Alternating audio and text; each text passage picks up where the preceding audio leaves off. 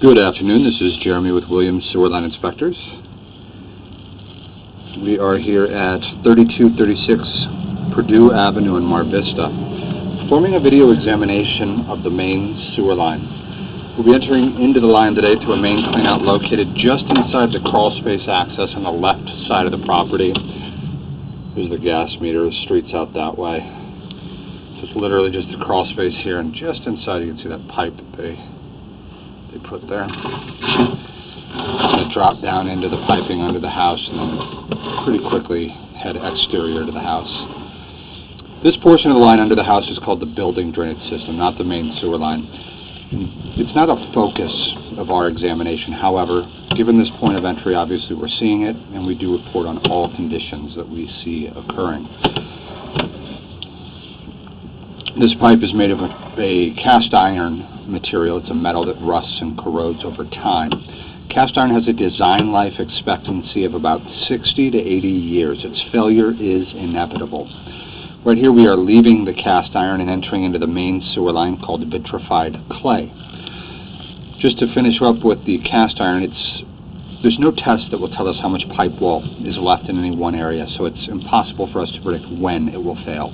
I can tell you that as of right now there's no visual indication of failure. We're seeing some rust, but it doesn't seem excessive. It looks to have a good number of years left in it.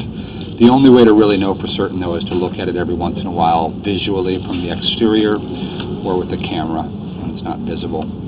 There's an opening in the top of the pipe right above the camera. You can actually see it from back here. It's called the main sewer line cleanout. It's been a code requirement to have one installed for a long time.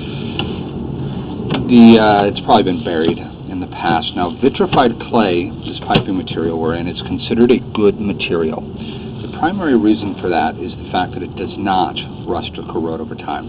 As it's not naturally decaying, it has an unlimited life potential, so quite the opposite of cast iron. Right here we have a joint.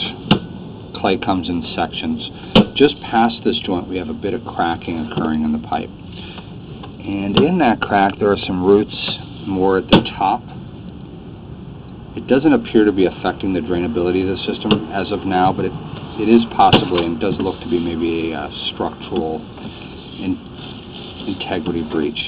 The other thing with clay is it's a hubbed system. So there's a big end and a small end, and there's an overlap that occurs. So it's not at all uncommon to see some little hairline cracking in joints, but what we're seeing here is a little bit more than that because of the roots. You can also see here there's a level change. So there's actually movement that's occurred. And that goes just beyond what's really considered acceptable. So while it's not affecting the system right now from draining, it definitely is a sign that it's weakening. Right here you can see a little excess mortar in the pipe. Mortar is the compound used to seal the joints together. Seeing that mortar there is actually a good sign. That means it hasn't had too much movement. Here's a great example of roots in a joint. You can see they're coming in right up the joint, not from a crack just past it. That's very standard root intrusion. Again here, a very standard root. The roots are coming in up the joint, they're just growing into the pipe a little bit.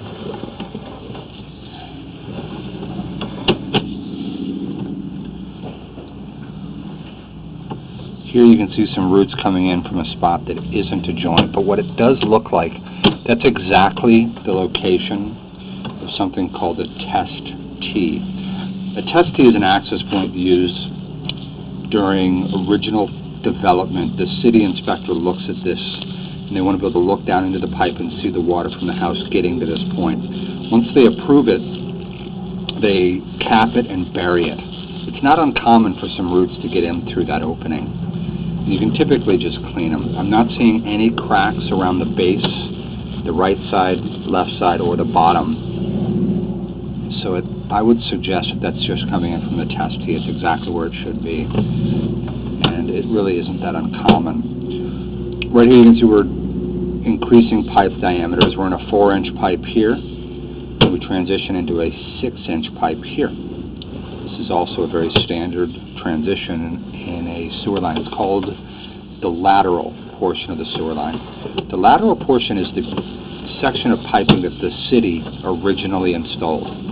It's almost always underneath city property, sidewalks, curbs, and then eventually about dead center of the street.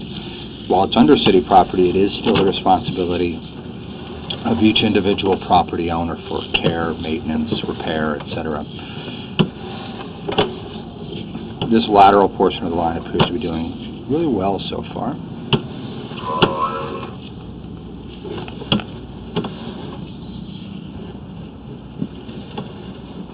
A little bit of water sitting on the top of the pipe. The camera, just to give you kind of a scale, is sitting about a ½ an inch off the bottom of the pipe. So this water, while it might look like a lot here, is really not much. Usually this is caused by maybe a spot with a little excess mortar causing a little lip in the pipe. The camera transitioned right through without any hiccups. So we'll go back and look. This is the city sewer, 72.5 feet into the line. This is where your responsibility ends. Again, we're about dead center of the street. So you can see just a little bit of debris on the bottom of the pipe. The water's actually gone now. There, it's that debris that's kind of grabbing. Looks like a hand towelette or something like that. Not uncommon. Sometimes it can take a bit for stuff to work its way down and out of a system, but that'll drain on through. All in all, this lateral portion of the line looks to be doing pretty well. We're going to bring the camera back. Those first two crack sections, we're going to locate them, the first and the second. And we're going to be advising that the pipe be replaced between those 2 points and that a new access point be established as well. There are some roots like this here that need to be maintained. So we'll be recommending a good cleaning of the line. This access point we use today is too small in diameter for proper maintenance. So by getting a properly located and properly sized, full-size clean-out, you'll be able to maintain the line better as well. So there's a lot of benefits to that. So here's the second issue where the pipe is actually shifting. And I believe the first issue was that one there. Just want to check real quick to see how far we are from the clean-out. So the clean-out is right up ahead. So 20 feet at the clean-out, it's buried, and then 4 feet past that is first. So what I'm going to be doing is recommending a replacement from the clean-out so that a new clean-out is installed to that second section of damaged pipe, and just replace the pipe between those 2 points. We'll indicate both areas with orange marking paint. Refer to the written report for the pipe depth, any other pertinent information in that regard. But all in all, it's a good line. This correction or this upgrade that we'll be recommending. In fact, just to word it properly, I'll say partially an upgrade, mostly a repair. So it's not, doesn't sound voluntary. It's not going to be an expensive procedure. And then once it's done, of course, have the line cleaned and then just maintain it on a yearly basis. Again, that regular maintenance will significantly reduce the risk of roots in the future damaging or blocking the pipe. But all in all, a good system. And that is going to conclude the video portion of this examination. Again, this is Jeremy with Williams Sewer Line Inspectors. Thank you very much, and have a great day.